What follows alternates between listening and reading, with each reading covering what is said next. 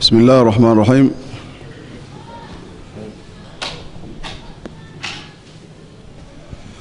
الحمد لله رب العالمين والصلاة والسلام على خير خلقه سيدنا محمد صلى الله عليه وسلم. Tumshukuru Mwenyezi Mungu Subhanahu wa Ta'ala kwa kutujalia kufika tena kutoka mwaka jana mpaka tumefika mwaka huu. Alhamdulillah, ni shukrani kubwa sana kwa ambaye anayefahamu zile shukrani. Na katika mwezi wa Ramadhan huwa kuna mambo ambayo ni muhimu sana kwa sisi wanadamu iwe tuyafanya na kuyashughulikia, kwa sababu ni siku kama Mwenyezi Mungu Subhanahu wa Ta'ala alivyotuambia ni ayyama maadudat, ni siku za kuhisabika. Yani ni siku ambazo hivi sasa tutakuwa tumezihesabu na tumezimaliza, na ambaye kwamba hakushughulika atajuta, na kujuta huwa haina maana yoyote, kwa sababu ile siku ambayo imekupita kama ni moja ni mbili, Mtume sallallahu alaihi wasallam kwamba wa insama dahr, hata kama ukifunga mwezi mzima hailipiki siku kama ile. Zile fadhila ambazo kwamba zinazopatikana mwezi kama huu, na mwezi kama huu huwa kaida watu wengi sana huwa watafsiri Qur'an, kwa sababu ndio mwezi ambao ulioteremka Qur'ani. Na mwezi huu haikuteremka Qur'ani peke yake, ni zitabu zote za Mwenyezi Mungu Subhanahu wa Ta'ala, ni Injil, ni Zabur, ni Taurat, zote ziliteremka mwezi huu wa Ramadhani. Yani kama Zabur iliteremka mwanzo wa Ramadhani, na Taurati iliteremka walivyosema wale mufasirina katika tarehe 6 ya Ramadhani, na Injili iliteremka mwezi 12 wa Ramadhani. Ndo zitabu zote za Mwenyezi Mungu zitukufu ziliteremka wakati wa mwezi wa Ramadhani. Na ndio Qur'ani nao pia waambia shahru ramadhana alladhi unzila fihi alquran.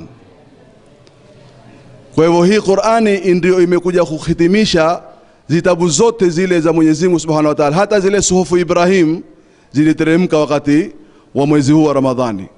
Kwa hivyo ni mwezi ambao ni mtukufu na ni mkubwa daraja, ambao kwamba hakuna mwezi mwingine kupita mwezi wa Ramadhani.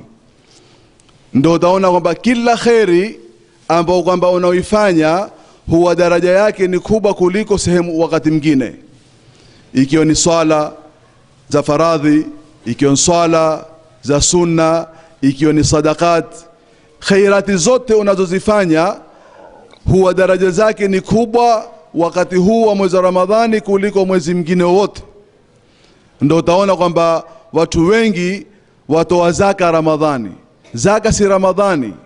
Mwezi wa Ramadhani watu wapenda kuweka kutoa wakati wa mwezi wa Ramadhani, lakini zaka ni wakati wake umefika utoe zaka.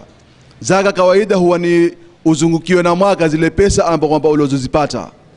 Sasa ikiwa mfano wewe mwaka wako ni Rajabu, ukasema nitatoa Ramadhani kwa sababu nipate thawabu zaidi, au pengine bado mwezi mmoja hajafika mwaka, pengine ni Shawwal, ukafanya jamu takdimi wewe, ukafanya hisabu ukazitoa sasa ili upate faida zaidi, upate zile khairi zaidi.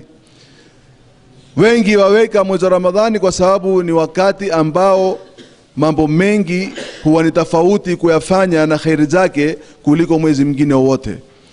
Ndio kaona kwamba Qur'ani wengi waisoma wakati wa mwezi wa Ramadhani.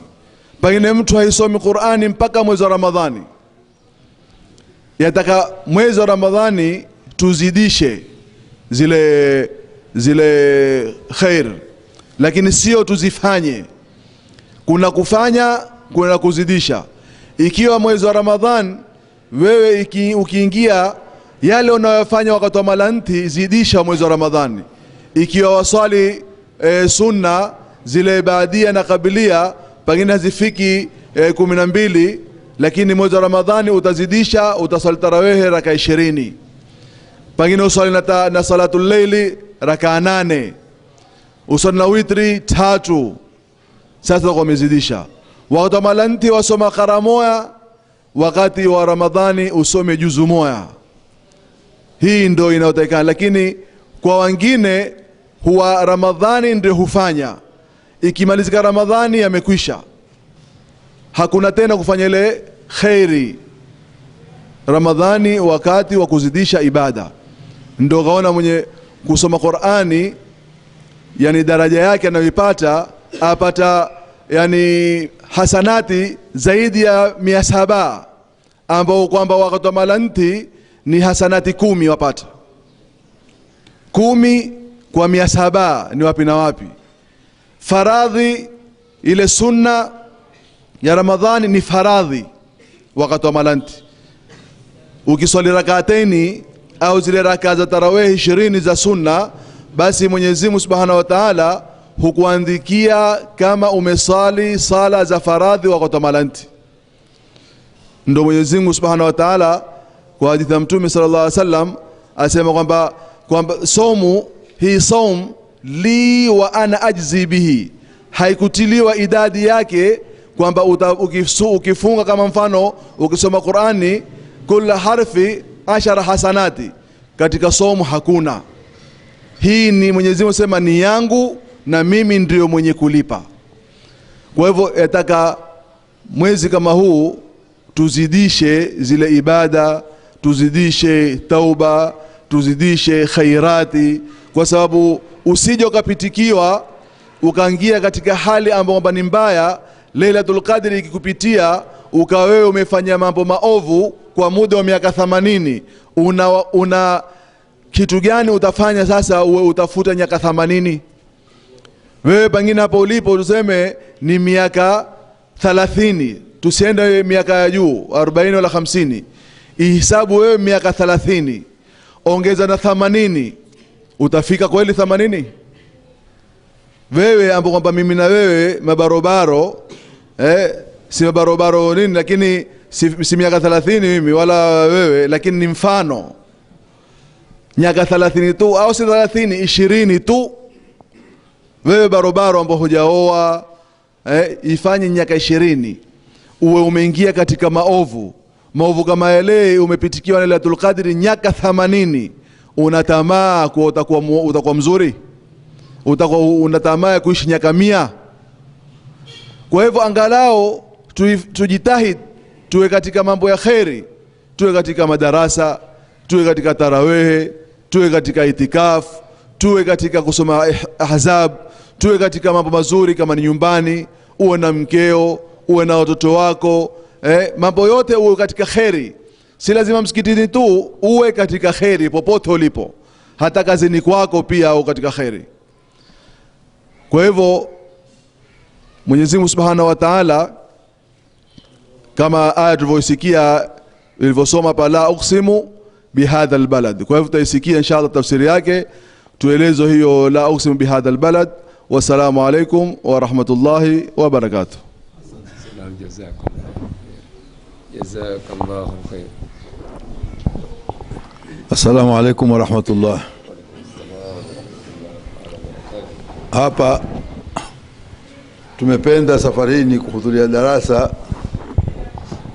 alasiri kwa mara ya kwanza. Kaida yetu sisi hudhuria magharibi, baada ya iftari tukaonana tukazungumza, lakini kwa ajili ya kutunga siha tumeona tuende mapema tuate darasa Anisa, ambao darasa kubwa sana, lakini tumeona tuwe hapa tupate kupumzika na tuendelea darasa. Tukimaliza kutabaruku tupate kuangalia haraka nyingine, tuende zetu Malindi, kuna darasa zake za ngojea. Kesho ni Watamu, kesho kutwa ni Malindi, kisha kuna na Badru. Sisi huisha usiku wa Badri kule, huwa ni usiku mkubwa, tangu saa 3 usiku mpaka saa 6:30 usiku. Huo ni mawaidha mbalimbali. Na hapa Mnarani tangu tulipoanza kuya tarikhi ni hini mpaka sasa zaidi ya miaka 50. Hapa tangu msikiti ukaliliwe mtoto wa Makuti kulikuwa kumewekwa khitami, usiku wake ni hunu, na sisi tukitoka Mambrui na wazee tukija kuhudhuria katika khitami. Baada ya darasa kule Mambrui Said Ashara huondoka, tukaingia hapa saa 1 saa 2 tukafuturu, tukaswali tarawih na khitami, tukarudi Mambrui. Ilikuwa ndio kaida tarehe kama hii zaidi ya miaka 50. Msikiti uliopatikana alhamdulillah kuliendelea kidogo, kisha ghafla ukashangaa na msikiti tarehe yake ilikana na hata ukapatikana hata ukasikilia hapa, na sisi alhamdulillah tulijaliwa ni wenye kushirikiana mpaka msikiti ukapatikana huno. Lakini hatukuata kutoka hapa kwa ndugu yetu almarhum Sheikh Ali Muhammad Shaush, alikia hata kama khitami hakuna mwenye mufuturu hapa, tukatoka kufuturu. Kisha baada yake tukafikiria kufuturu tu haifai, baada iftari huyo msikitini tukaona na watu robo saa nusu saa, tukawasalimia tukaelekea. Tumebadilisha mpango, tumefanya al-asri, na sio kula mwaka itakuwa ni al-asri, ikitokea dharura itakuwa al-asiri. Mpango wetu ule, lakini alhamdulillah tuendelea na tumekwenda tumesikia mpaka hapa, na darasa iko kama hini. Na hizi darasa kazihimizwe sana, sababu ndio matunda ambayo kwamba hutayapata ile mwezi wa Ramadhani. Huna kazi yote, uketi msikitini utasikia darasa, uketi msikitini utapata itikafu, uketi msikitini utapata mengi ambayo kwamba kuliko kwenda kuketi barazani upoteze wakati wako. Lakini nafsi yako, maana shetani amefungwa, lakini nafsi haikufungwa. Hukubabaisha haina haja gani ya darasa bwana, madarasa kula siku maneno ni hayo kwa hayo, si hayo kwa hayo, utasikia maneno mengine maisha yako yasikia. Lakini shetani ndio hukubabaisha. Tuhudhuria darasa kwa muda uliopangiwa, tuonane watu wa Mnarani katika Masjid Taqwa. Hapa ilikuwa aya kufasiriwa, si mwanzo la uksimu, ni alam naj'al lahu ainaini wa lisanan wa shafataini wa hadainahu najdaini. Hii ndio mwanzo yatakayofasiria. Hii ni sura yenyewe, kuna surat al-Balad, sura ya Mui, ai sura ya Makka. Makka ni mji mkubwa sana, Mwenyezi Mungu ameuapia, lakini kiapo cha Mwenyezi Mungu ni kinyume cha ziapo tuliwao sisi. Apona la uqsimu bihadha albalad, la sio uqsimu bihadha albalad, na hapa kwa mhuno, maana nitafanya sio nitaapa kwa mhuno, maana kama sio nitaapa kwa mhuno, au kwani si hapi kwa mhuno kwa umetoka nafi kwa sababu kutukuza lembo albalad. Maka kuna albalad والتين والزيتون وطور السنين وهذا البلد الأمين. بلد نingawa tuambiwa mfanya biladi ni kwao, lakini baladi khasa ni Maka, na ni mji ambao kama una sharafu kubwa kwa Sayyidina Ibrahim na Ismail, na bila shaka tumeelezwa yatalakiana na Maka. Sasa tuingie hapa sababu tupate faida zaidi. Mwenyezi Mungu alimweleza binadamu, laqad khalaqna al-insana fi kabad, binadamu tumemuumba asumbuke. Mwenyezi Mungu hakujalia riziki yako keti nyumbani uetewe riziki yako, sumbuka na yeye akusaidie, nenda mbio na Mwenyezi Mungu akusaidie. Inna Allah ta'ala yuhibbu an yara 'abdahu ta'iban fi talab al-halal. Mwenyezi Mungu hupenda kumwona mja wake husumbuka kuzenga halali, kuketi tu ngoje riziki uetewe hupati.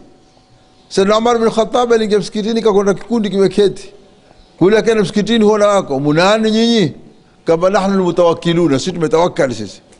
Sayyidina Umar kabal antumul kusala, nyinyi wazivu.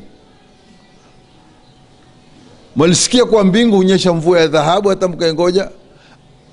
Mutawakkiluna ni wapi? Ni wale wenye kushika jembe wakalima wakati ya mbeu, sasa tarajia kutatoka nini? Ndio tawakkul hiyo. Ama keti tu nyumbani na ngoja nietewe, si mutawakkiluna. Na pengine hufanyi kazi hata kwa hitaji ya watu, bwana saidia, maisha mazito, wewe ndio mbaya kabisa. Umeingia katika mlango wa kuomba, na hakuna mlango mbaya katika sharia kama kuomba. Law ta'lamuna ma fil mas'alati ma masha ahadun ila ahadin yasalu shay'an. Law moyo ukorofia kuomba, hakuna mtu anakwenda kumwomba mtu. Kutawakkali hakika ni kusahau binadamu, ukamkumbuka Mwenyezi Mungu. Ukifanya kazi umetawakali, uketi msikitini umetawakali, humuhitaji mtu. Kitu kimekuilia kwa bila istishrafi, hukodolea mato, umetewa basi ile baraka tukua. Lakini mambo kwenda ni makosa. Hata ulama wengine ukambia, wajua sasa fulani ndio saa yake ya kula, atuenda kumsalimia ili akupe chakula. Mwenye kama siradhi chakula kile hakifai. Ngada sasa badhuri balanti, assalamu alaikum, karibu Sheikh Qadir.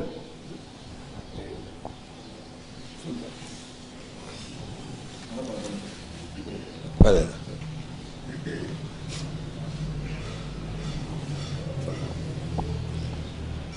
umemwendea mtu saa ya kula, karibu karibu karibu, basi wewe umekwenda kuvamia.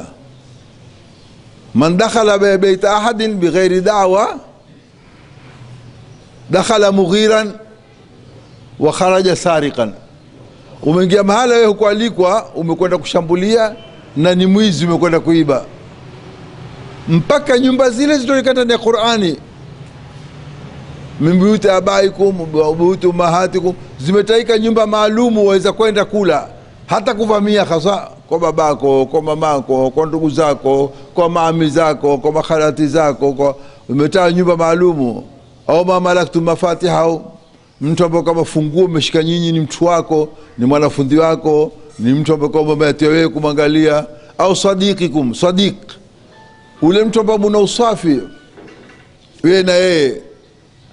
Sadiq maana yake yeye hakudanganyi, wewe humdanganyi. Sio rafiki wa upande moja, wengi ni rafiki wa upande moja. Huko hakuna neno kwetu, kwako hangii hata siku moja. Wewe siku zote enda kwao, huyu mtu wangu bwana, hata kitonalika mimi kienda nyumbani kwetu, hapana. Ni sharti na wewe upate ukubali kutolewa, kama ukubali kwenda kuvamia. Usifanye ni shekhe sana ati mimi nimekwenda kunini la, au kazungumza kama leo kwambia yako yangu hapana fikiri. Chako ni changu, lakini changu ukipate. Chako ni changu, lakini changu hapana fikiri. Sio katika iteka nayo. Marafiki ni wale ambao kwamba tajaubi, yeye atakuwa kwako, wende kwake, muaminiana siri, waweza kwenda.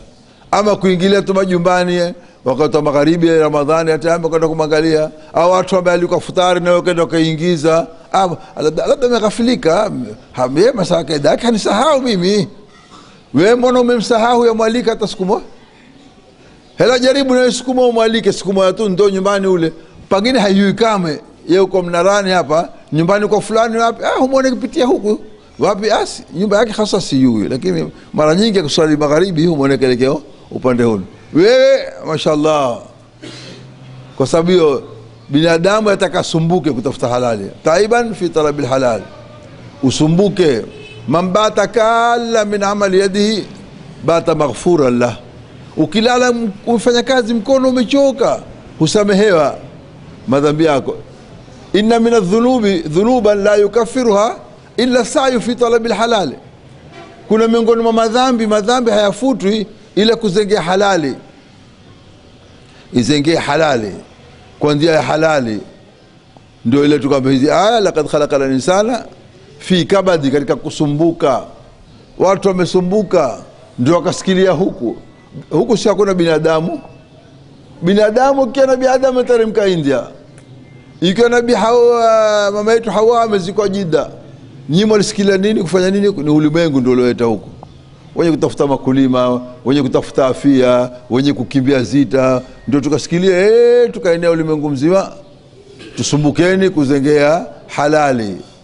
Hapa tumwambia alam naj'al lahu ainaini, hatukumjalia binadamu una mato mawili. Mato ni mawili, Mwenyezi Mungu ajalia mato mawili. Kwani sijalia ito moja?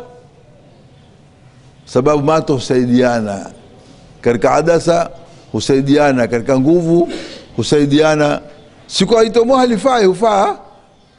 Kisha mato mawili ndio pambo la binadamu, maana uzuri wa binadamu uko ndani ya mato. Leo Mwenyezi Mungu atujalia binadamu tukanaitomoa tu hapa juu la pua, basi tuko tukitekesha sisi, basi itomoa tu mato mawili. Na Mungu amejalia mato huona mbali sana, ile adasa zake zile ile kuzahia yake, ile shabaka yake. Mato yana kuzahia na shabaka, yana kutukua picha, yana kukuza picha. Kile cha kuona ni kitu kichache cha mkulu insanu la aini, cheusi ndani ya weusi. Katika kitu chako cheusi kuna kitu cheusi ndani ya weusi, ndio kionacho kile. Zingine ni kupamba tu leito, kwa sababu hiyo Mungu akujalia wewe waona. Na ukikosa mato hakuna mtu mnyonge kama wewe. Ndio Mtume sallallahu alaihi wasallam kaambia, mwenye kosa mato basi Mwenyezi Mungu humpa pepo. Ukiamka umekonya mato, Mungu kupa pepo. Tena wala usisikitike kukosa mato, sababu mabora wamekosa mato. Mabora sio wewe. Kuna kitabu kimetungwa hasa Ashraful Umyan, mabwana ya tongo zipofu wengi sana wamekosa. Mfano waambiwa mitume wamekosa, kama Nabii Shuaib alikosa mato. Si ajabu, masahaba ni wengi sana waliokosa mato. Al-Abbas bin Abdul Muttalib mwisho alikosa mato, Abdullah bin Abbas alikosa mato, Hassan bin Thabit alikosa mato, Anas bin Malik alikosa mato, wahaluma jara. Wanazuoni wakubwa, Alimamu Tirmidhi amezaa ni kipofu na kani imamu, na wengine tena Mwenyezi Mungu wapa fahamu wakawaelewa sana.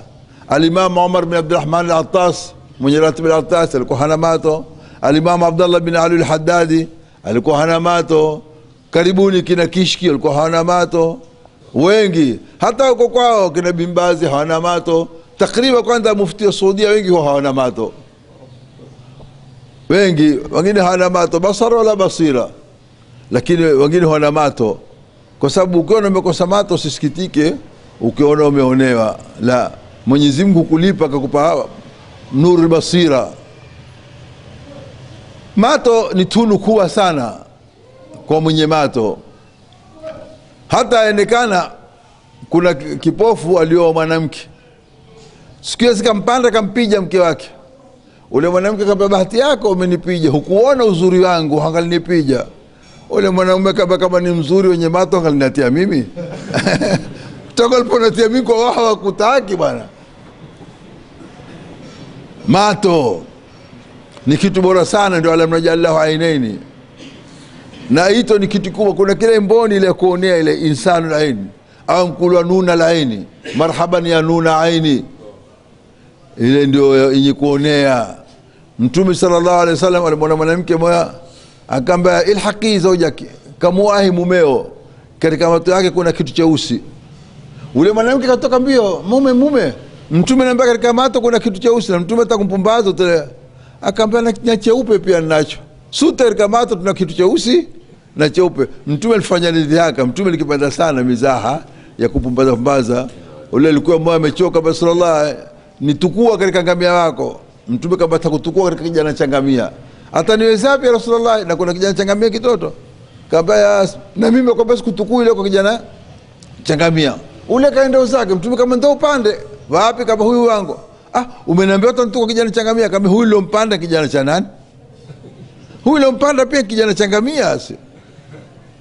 Kwa sababu ilikuwa dhihaka kama hizo unazo za kupumbaza watu, basi hakuna kitu kibora kama mato. Yatunge mato yako, usiangalie pasofaa. Na Mtume alimuhusia Sayyidina Ali kama, la tutbi nadhrata fa inna laka al-ula wa laysat laka al-ukhra. Ukiona usiangalie tena mara pili. Mara kwanza una chochote utasamehewa chochote. Ukirudi kuangalia, mbona sikuona kwa uzuri, madhambi tayari. Ile umeona umesamehewa, lakini sikuona kwa uzuri, ukiangalia mara pili madhambi tayari. Na kullu alhawadithi mabdaaha min an-nadhari, balaa zote sababu yake ni kuona. wa mu'dhamu nari min mustasghari sharari, ule moto mkubwa wa Shamu mzima ni tete tu toto, na wewe tabu yako ni kuangalia. Ndio Sayyidina Umar akatwambia ruba nadhratin zara'at shahwa, pengine kuangalia hutia matamaniwa, wa shahwati sa'atin awrathat huznan tawila, na pengine utafanya matamanio saa moja utahuzunika maisha yako, kuyajaliwa kufanya. Mato ameona, umetamani, umekwenda kufanya, kumbe ndio yokuazirika siku ile jamaa mkukushika, umekuja bakora, ule shekhe wako wote umepotea. Shekhe alipiga bakora ule basi kwa sababu ukimbia. Shauqi Beki alikwambia nadhratun fabtisamatun fasalamun fakalamun famaw'idun faliqao. Bala yote nadhra, kwanza kuangalia, kwanza utaangalia, kisha fabtisamatun, kisha ni kutekateka naye, ndio utambalia sasa itisama smile ile kidogo, tekateka naye. Fasalamu, kisha je jambo bwana mambo tayari. Fakalamu, utaanza kuzungumza naye. Famaw'idu, tutaonana lini? Faliqao, tutakutana, itakwenda hayo sopatikana. Lakini sababu ni kuangalia, na ndio sharia ikamfanya mwanamke asitoke wazi. Sababu mwanamke kama na Mtume sallallahu alaihi wasallam matamanio yake ni mara 9 kuliko mwanamume, na mwanamke hughurika. Walghawani yaghurruhunna thanau khada'uha, shoka tuambia katika kasta hiyo yake mwanzo ile khada'uha biqaulihim hasna'u, walimdanganya kwamba awe mzuri sana. Mwanamke hatoka msifu namna gani hayuko, umemwongezea. Mwanamume ukiongeza bwana usiniambie hausi yangu hayo, lakini mwanamke msifu kwa uzuri, wa mashallah wewe ndio malikatul jamali, ndio misi ya uzuri, wewe ndio kadha, wewe katika ibada, wewe katika mawali waliobakia ni wewe, katika upishi siona chakula kizuri kama chako. Mwanamke mwenye hukubali hana taabu. Kwa sababu hiyo khadauha, walimhadaa ule mwanamke maskini, wakamwambia biqauli hasna, mzuri kichuna hiki bas, na yeye mwenyewe ule kaghurika. Walghawani, na wanawake wa majumbani, yaghurruhunna thanahu, waghuru kuwasifu. Ukianza kumsifu huanza tena kulainika. Na mwanamke ni upesi sana, ni atifi. Tabia yake mwanamke ni al-atifi, al-jinsu latif, warabu mkua. Ndio kaweka hijabu, sikusimana kwa wameonewa, ni maana wamehifadhiwa. Na aibu ya mwanamke ni mara moja, mwanamume aibu yake ustirika. Wale wana haramu wote wana waume ndio waliotia mimba, si mwanamke peke yake. Kila mwana haramu sababu ni mwanamume ndio aliotia mimba, lakini tukanikao ni nani? Ni mama. Ule mwanamume pengine wewe uliotia mimba utamtukana, ndoka mwana haramu, mimba nimepata kwako, kisha ndoka mwana haramu. Na nyumba mzima ipate aibu, mwana haramu akina fulani, mwana haramu akina fulani. Wewe mwanamume ushakufanya jambo lako, umemaliza, basi umekuisha raha yako. Yeye ule hutukanika maisha. Na mwanamke pengine kwa upotofu wake anyamaye sineni hukijana mni kuongeza. Ishtadda ghadabullahi ala mra'atin adkhalat fi qaumin waladan laysa minhum. Mwenyezi Mungu hakuna mtu mkasirikia kama mwanamke ameingiza katika jamaa kijana si wao. Yatali ala auratim wa yushrikum fi amwalim, aibu zote aziona. Huyu shangazi yake kumbe shangazi yake, kama huyu ni ukhti yake kumbe si ukhti, basi ameingiza. Wa yushrikum fi amwalim, katika mali akifarithi, harithi si babake ule, lakini wewe mwanamke umemuingiza. Na mwanamke mwenye hawezi kunena ya kwa mimi simo. Ndio ulama yakwambia siri ya kijana ayuwao ni mwanamke. Siri ya kijana ayuwao mwanamke. We baba umeambiwa tu huu mano tu, lakini mwanamke ayuwa nimempata wapi huu kijana? Kwa sababu ndio mwanamke akekewa mikazo, hakuonewa, amependwa. Na balaa yote ni mato ya kuona. Mtume sallallahu alaihi wasallam aliketi kapita mwanamke mzuri sana. Alipopita Mtume kaondoka kingia nyumbani akaenda, kisha karudi. Kamba ule mwanamke alipopita nalistaajabu uzuri wake. Nikaona sasa mimi kabla kustaajabu niende nyumbani kwangu naye mwanamke, nikaenda mwenyewe nikamaliza starehe yangu, nimerudi. Na nyinyi pia mkiona kimbiliani nyumbani kwenu, msimkimbilie ule mwanamke mpita mzuri, umetaharaka wewe nyumbani haraka. Abdallah bin Umar kwa una moto safari mwa Ramadhani ya mke, ikiadhini magharibi alimbe mwanamke kwanza futari yangu kwanza na kutaka wewe, akafuturu na yeye kwanza, kisha ndio akala tena akaendelea tena na futari yake. Kwa sababu hiyo mwanamke ni hatari sana, yataka tuwatunge sana. Mwanamke ni shamba, mwanamume ndio mbeo. Sasa tutunge vitu kama hizi, ndio alam najallahu ainaini. Tukitaka kusoma elimu ya mato kabisa, mato huzungumza, mato henesha tabia. Wal ainu ta'lamu min ainai muhaddithiha in kana min hizbiha au min aadiha.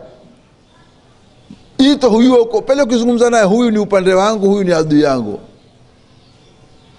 Utamwona mtu kuangalia, yanzuruna ilayka nadhara al-maghshi alayhi min al-maut, hukuangalia kama atakaokufa. Hiyo kuangalia utamuyo humatata. Na mato kiona zurqa rangi ya blue, basi mtu yule ni hatari sana. Mato mazuri ni mato meusi, meusi yale mazuri sana. Kisha hayambo mato ya asali, al-uyun al-asaliya, huwa mahaba sana, unanakite sana. Lakini mato rangi ya blue au mato ya kukodoka ile, Allahu akbar, ashauri yako nitakalo kupata. Na mato ni khasara. Katika maradhi ya mato kuna na hasadi ndani ya mato. Al-ainu haqqun, mtu akikutizama kwa jito pale pale utangamia. Mtu anatuambia al-ainu haqqun tudkhilu al-jamal al-qidra wal-rajul al-qabra. Ito ni kweli, humtiangamia chunguni. Pita ngamia amewanda pope ameanguka, jamaa humtinda hulia. Ito hilo. Atapita mtu mashallah ule mmoja mshukuru maradhi mgonjwa. Ito liko. Walau kana shay'un sabiqa al-qadari sabaqathu al-ain. Leo kuna kitu hutangulia kuliko qadari, mato yangalitangulia. Katika hadithi sahihi inatuambia wa idha stughsiltum faghsilu, mkiambia osheni viungo zenu osheni. Dawa ya hasadi kubwa ni mbili. Kwanza mtu nena naye haraka, ukishakwenda naye hakuhusudu tena. Salamu alaykum, habari nzuri, salama, basi hawezi na kuhusudu. Ukishakwenda naye ile switch zako umeshakuzizinya zote. La pili, akikupata basi huosha ule mwenye kuhusudu.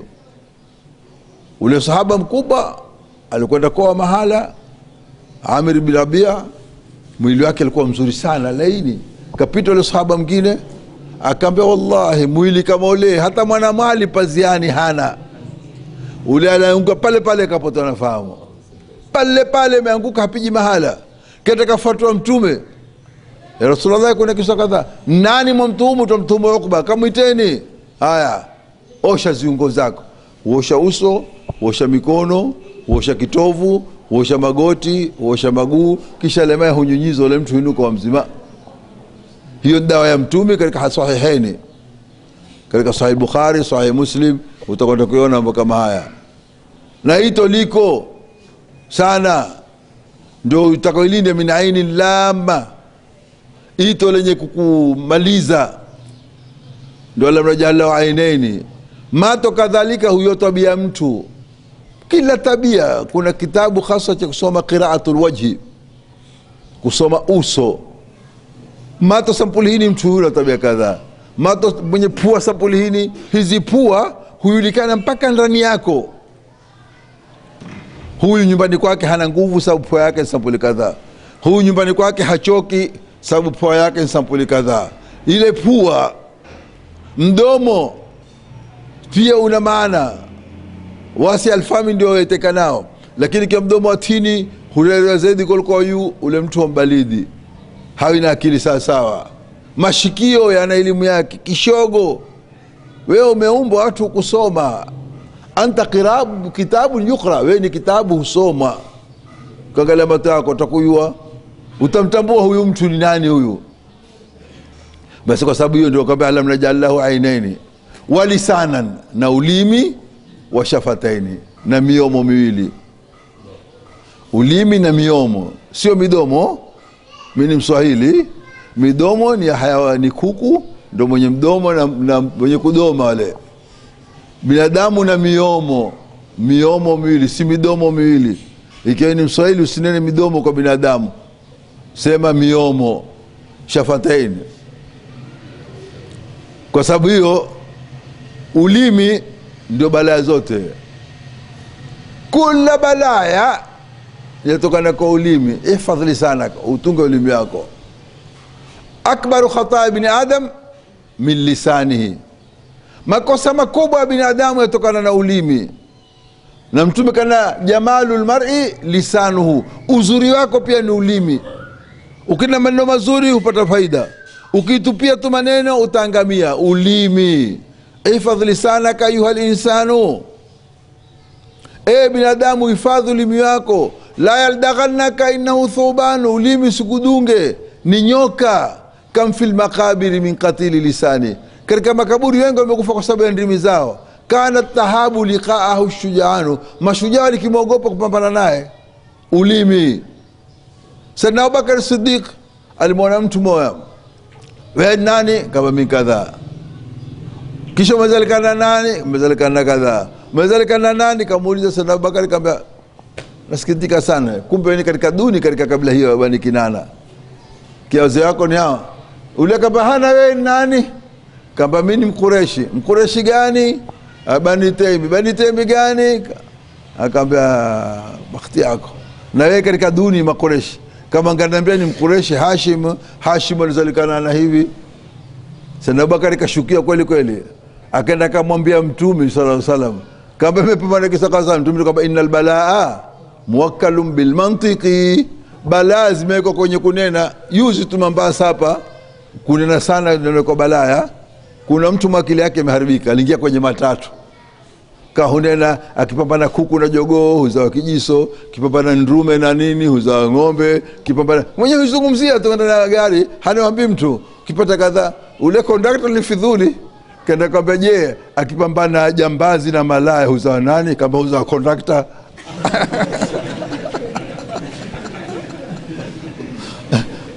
Akipambana jambazi na malaya huzao kondakta. Sasa mwenyewe imetaka basi utaka ulimi utunge, utajibishwa neno maisha yako uyute. Ukinena maneno mazuri, alkalimatu tayyiba sadaqa. Na ulimi wamekwambia umekwa milango miwili na meno, miomo, meno uko ndani. Nini uhifadhi? Sayyidina Abubakar kitia kijiwe katika ulimi hasa, ili kinena fikirie, kana hadha alladhi awradani almawarid. Mambo yote kutoka na ulimi. Mimi hata kuwa Muislamu, hata kuwa Siddiqi, sababu yake ni ulimi. Usiropokwe.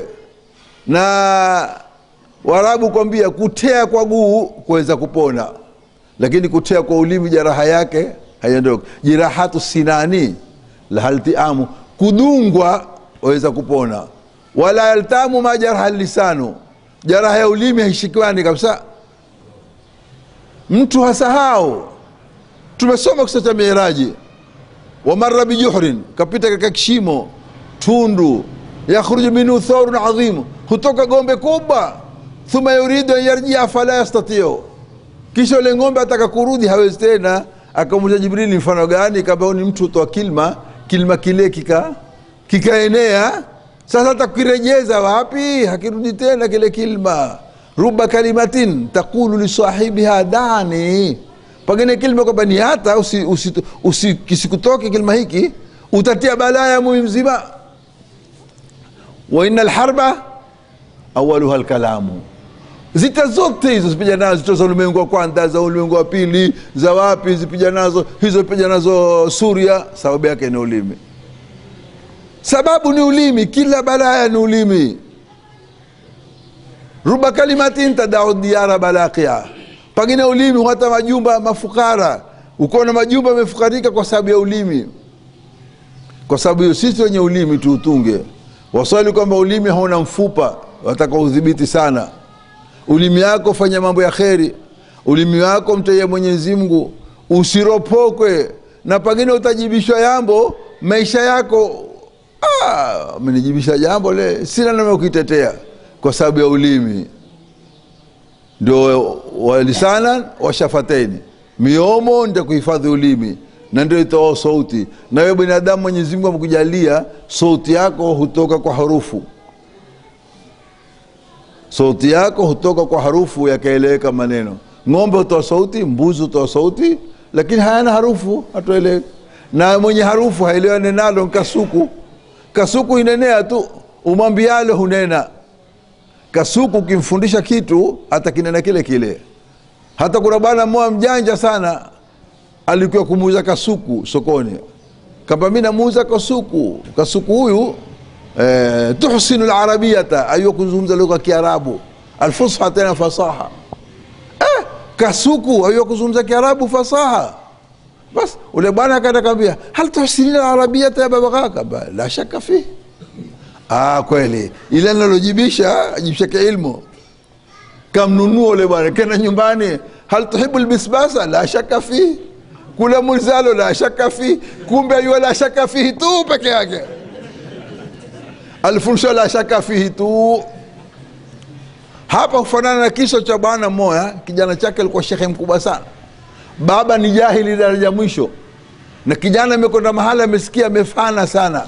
Watu mheshimu shekhe. Ule baba kama kijana changu heshimiwa na mlele. Je, mimi mwenyewe? Kumbe jahili murakab.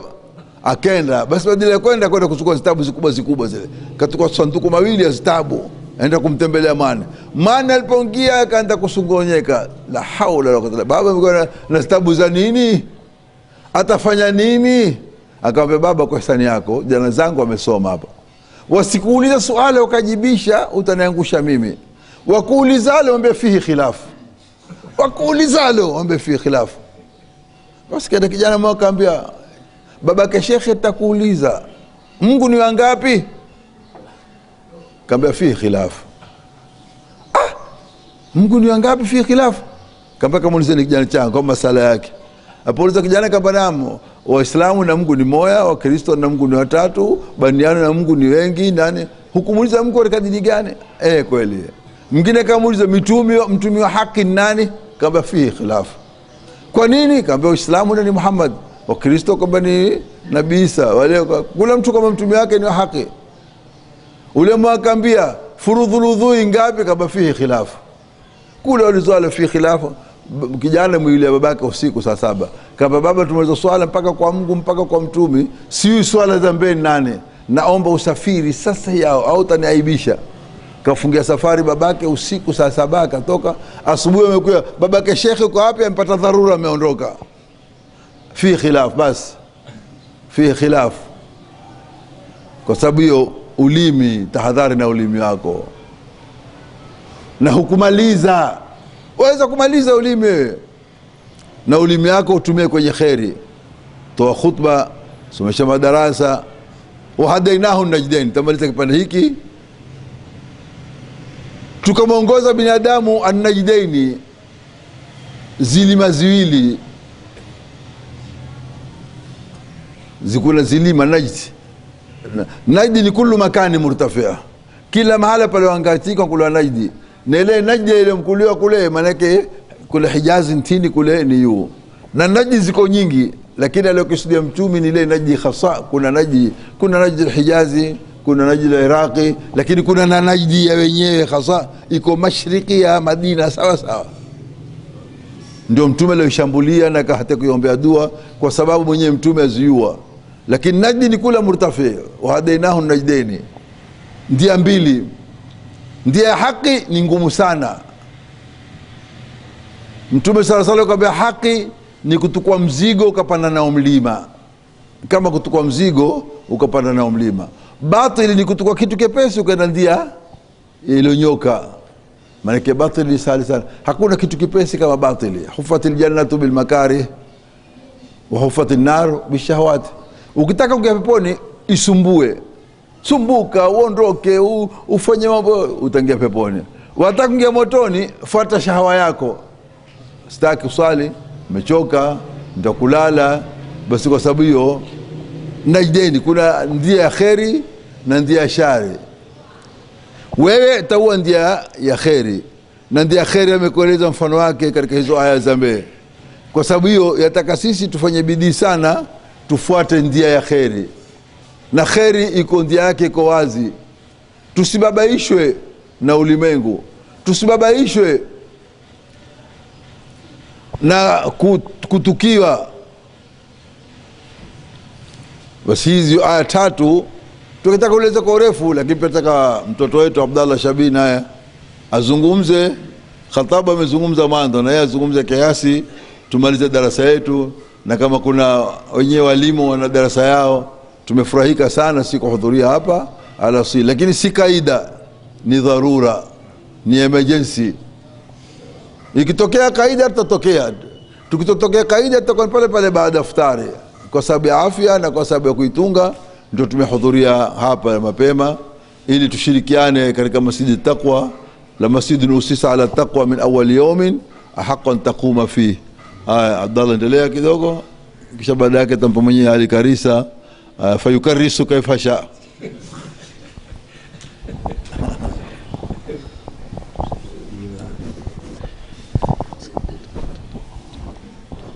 Bismillahir Rahmanir Rahim. Assalamu alaykum wa rahmatullahi ta'ala wa barakatuh. Alhamdulillah wassalatu wassalamu ala sayyidina Rasulillah wa ala alihi wa sahbihi wa man walah. Amma ba'd. Hakika likuwa tuanze mzee amalize, ndio ingekuwa ile darasa ni nzuri zaidi na ni tamu zaidi, kwa sababu tulisikia yote. Alhamdulillah, tunataka iendelee kwa sababu ni aya zilizokuwa tukufu na ni aya ambazo kwamba zina muhimu sana zielezwe. Mimi kitu nitakachokuhusia na kukumbushana ni kuzingatia katika hii aya ya Mwenyezi Mungu alivyotuambia, ya ayyuhalladhina amanu kutiba alaykumus siyamu kama kutiba alal ladhina min qablikum la'allakum tattaqun. Kwa Mwenyezi Mungu azungumza na waumini, enyi mlioamini, mumefaradhiwa nyinyi kufunga kama namna ilivyokuwa ni lazima kwa watu waliokuwa kabla yenu. Kwa saumu si jambo geni, mitume iliyotangulia nyuma na wafuasi wao walikuwa pia wakifunga. Ni tofauti namna walikuwa wakifunga siku gani, wakifunga vipi, lakini kufunga kulikuwako kutoka zamani. Lengo kubwa lilokuweko katika kufunga, la'allakum tattaqun. Hili neno la kumuogopa Mungu, ibada zote Mwenyezi Mungu ameziweka kumefungamanisha na takwa.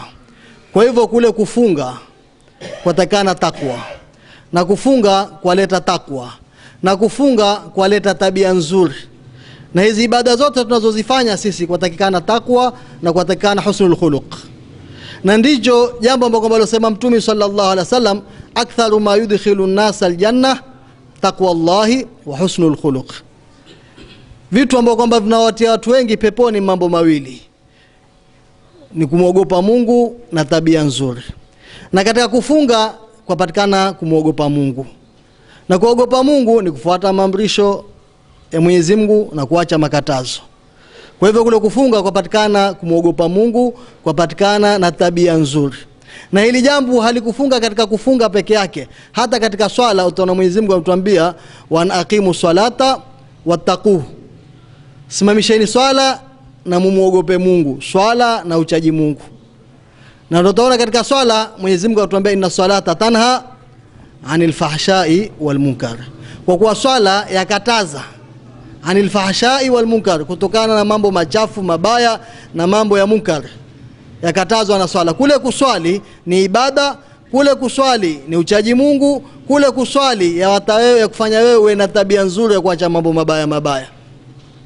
Na tutaona ndio lengo ya kufunga ni hiyo hiyo. Idha kana yawmu sawmi ahadikum fala yarfuth wala yafsuq.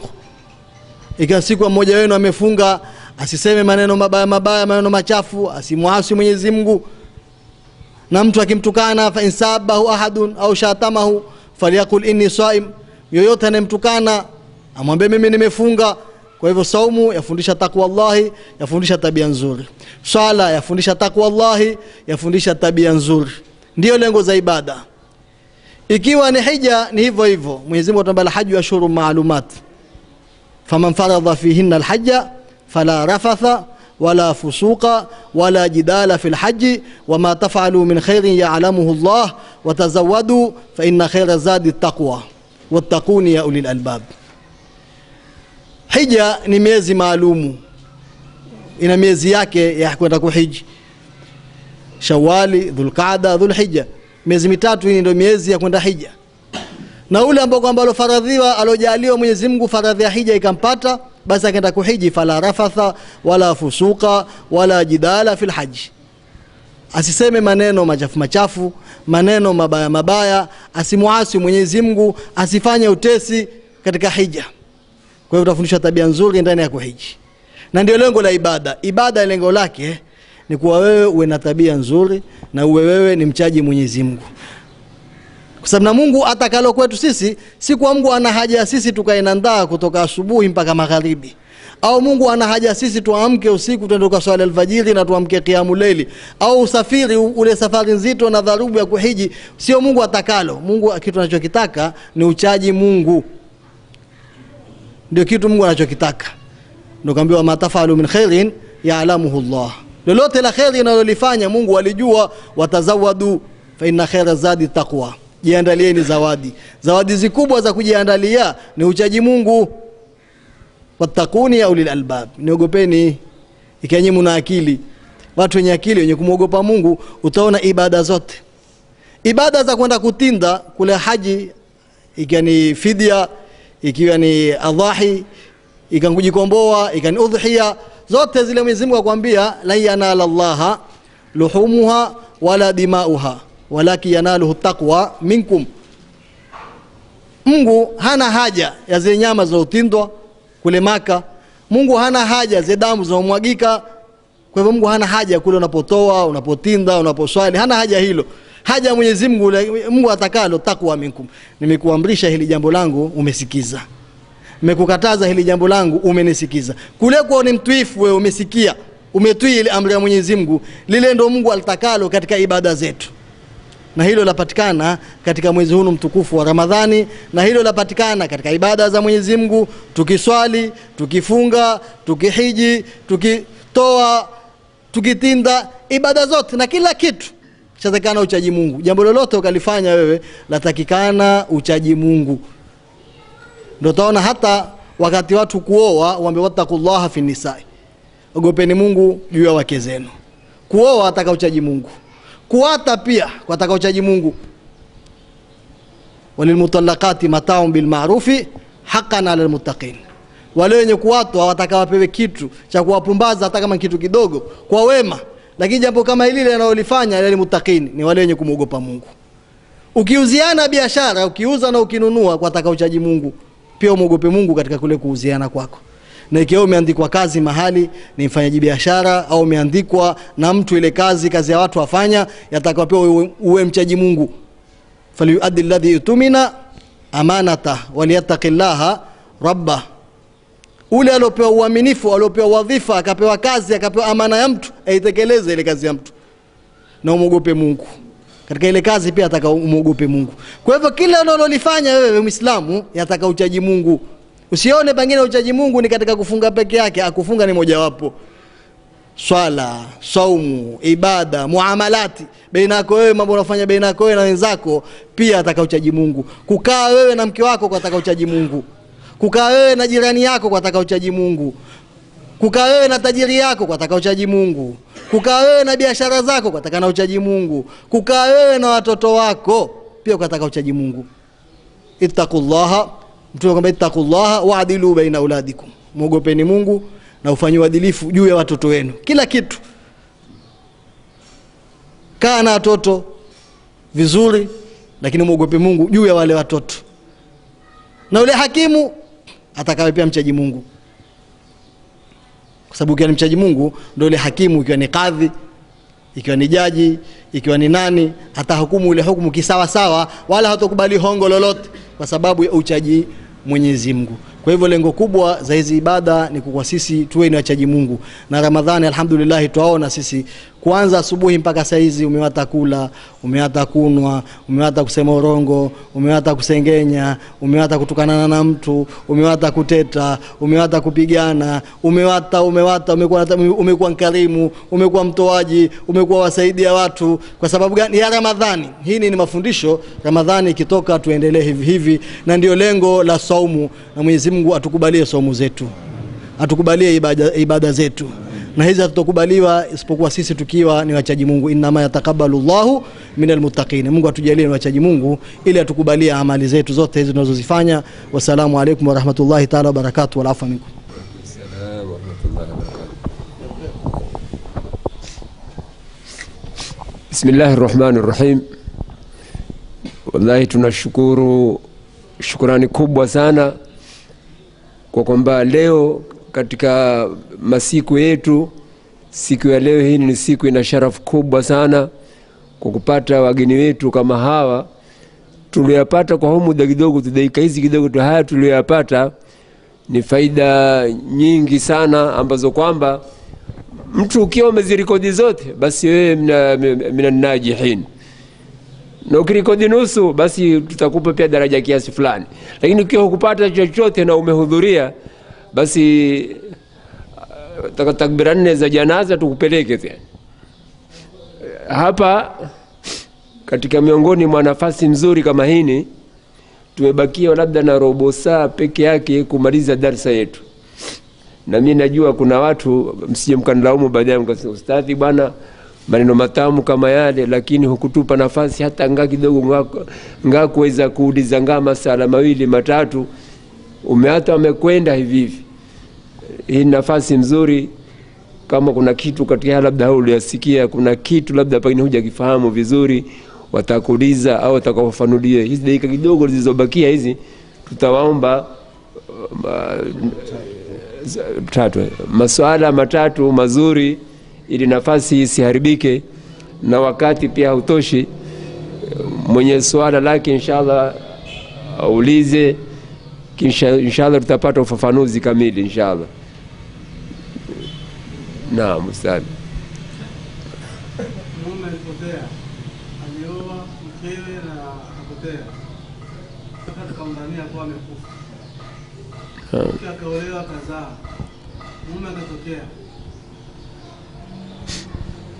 Kushangaza. Naam.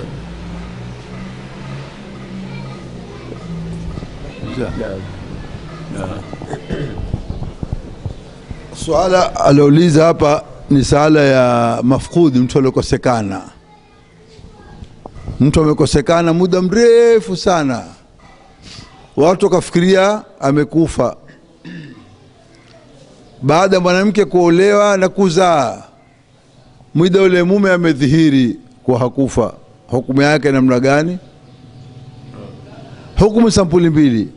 Ikiwa amepotea muda mrefu sana mpaka kumefanya faski kwa kadhi, ule mume wa kwanza kwa bahati yake mbaya.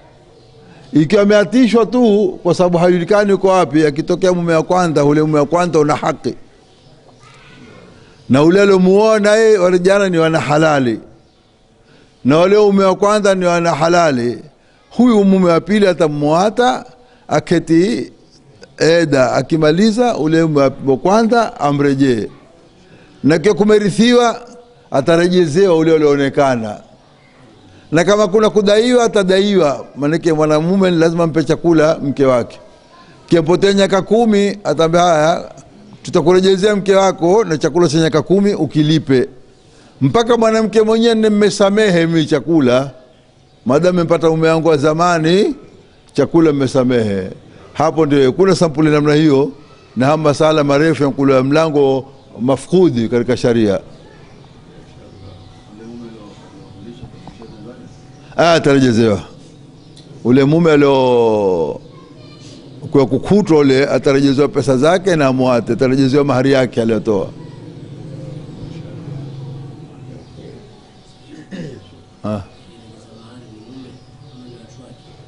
Mwenye kurejea magari ni ule mwanamke. Sasa ule mume wa zamani atasaidia mahari. Mahari ni mwanamke, watu nisaa sadukatihinna, mahari ni yake bwana. Pale kikotea baba imekuheshimu tu, mahari ni mwenyewe binti yule. Akiolewa pale utaza baba, mahari yangu ndajelezea mwenyewe, utampa. Mahari ni mke, baba na mama wameashika kwa sababu ya heshima.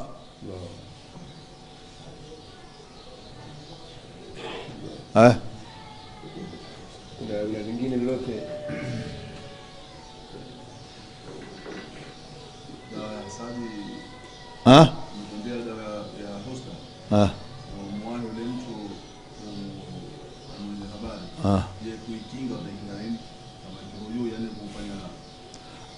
kuingia na hasadi. Ziko dua nyingi sana, Muawidhatain utosha zile, kule kusoma mara 7 hazikupati hasadi, na dua nyingi sana Mtume amezeka za kuilinda na hasadi.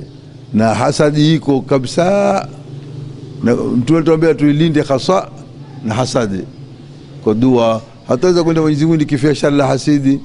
Kuhusudiwa tu usiombe, usihusudiwe. Ukitohusudiwa huna kitu wewe, huna dunia, huna dini.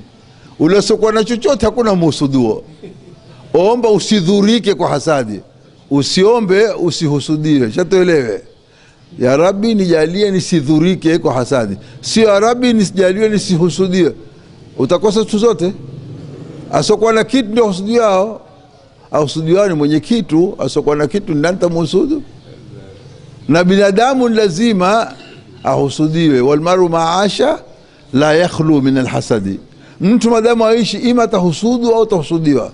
Wewe pia shekhe mkubwa humuhusudu mtu mwingine, pengine jamaa yako. Kwa nini kupata ina? Kwa nini kutangulizwa? Na wewe watu kuhusudu, kwa sababu ya hasadi ni kuilinda usidhurike shari hasidi. Qur'ani kuna wa min hasidin idha hasad, imambia wa min shari hasidi, sio wa min hasidin idha hasad. Wa min shari la hasidi, sio nailinda na hasidi, nailinda na shari la hasidi. Hapo tayua tofauti, kuna hasidi na shari la hasidi. Bado moja hawa mshawahi kisha huyu ambaye amezabiwa ni mwanaharamu, wakati akitaka kuolewa mwenye kumtolea idhini atakuwa ni nani, na katika haramu yake itakuwa imefutika naye kwa sababu yashapata jina ni mwanaharamu. Sasa naye atakapohalalisha naye ameolewa kihalali. Mwanaharamu au zao ni kadhi alokubaliwa. Kama kadhi hakuna, hangalo mwanachuoni ikafanywa tahkimi. Tahkimi ni kwenda ule mwanamke kampata mwalimu aliko pale, nimekuhakimisha unioze fulani, au nimekuhakimisha na nimekupa idhini unioze umtakao. Sasa ule huwa kama wali wake. Kama hakuna kadhi, ataoza na atapewa mahari na atakuwa amefanya kitu kizuri sana kukubali kuolewa. Waswahili kwamba mwana haramu hapatikani mara mbili, mara ya kwanza njaala, mara ya pili nkasidi. Ukisema mwana haramu mara mbili, ya kwanza njaala, ya pili nkasidi. Atakuoza ni kadhi au muhakam, ndo atakuoza mwana haramu na itasihi nikah. Lakini baba hata kajulikana babake ni nani, hawezi kuoza, si mwane. Mathala umeketi na mwanamke hukumuoa, mpaka aliposhika mimba ndio umeenda kumuoa. Ule kijana si wako, wewe ni babake kwa sababu umemuoa mamake, si babake kwa umemzaa ule kijana, kwa sababu huwezi kuoza wewe. Kwa heshima kadhi aweza kuwakilisha wewe, muoze wewe, lakini kadhi kitakuwakilisha hufai kumuoza. Kwa sababu hiyo ndio ajabu hapa. Inshallah taala tutakoma, na tumefurahi darasa mzuri na utulivu. Kitu tutakachokunena kwanza kwa saraha ni mtoto wetu Ahmad Alishaushi, siamsikia kusomesha darasa, na yeye amesoma kama alosoma Alikarisa, bali amesoma na amesomesha, na waliosomesha wamekuwa mahadhari. Wengine kina Shami Uthmani wale wamesoma kwake, na wengine kwa sababu asiweke kipembeni saa zote, atokote saa nyingine. Alikarisa endelee na yeye siku nyingine ngaya usomesha. Mimi siamsikia. Sasa sikuna kwa hatukupingana na ibara yake, siamsikia kusomesha. Sasa nataka nimsikie tu, lakini akikusomesha ndio furaha zaidi. Basi hapa pia tuwashukuru ndugu zetu bwana Abdul Qadir Korawa, yeye ni mgonjwa sana, lakini kana mnarani siwezi kuata. Alikuwa tuwe pamoja, lakini kwa sababu tuwa darasa ndio tukamkimbia, lakini yeye alikuwa tuwe pamoja hasa, na yeye afanya bidii kuya kumunga almarhuma Ali Shaushi na mwana Haji Ibrahim Ahmad, naye pia babake Haji Ibrahim alikuwa hatuati kabisa, mpaka tumezoea sisi kaida yake ni yeye, na yeye amefanya bidii, tumekuwa kushirikiana na wale tushirikiana nao katika darasa, na ndio uzuri watu wakizoeana washirikiane. Na alhamdulillah vijana zetu kina Saidi na Ahmadi na nyumbani kwao mpaka leo wameshika mwendo wa babao. Babao alikuwa mtu mzuri sana, hata kuna baadhi ya watu wakamnasihi wazi, wakamba punguza kualika wageni utakuwa masikini. Wageni hawakufanyi maskini bwana. Umaskini ni maradhi. Umaskini na utajiri kama maji ya bahari, yakiahu ya tu hata kaziwa namna gani, na yakifuma hufuma tu, huna namna kuzuia.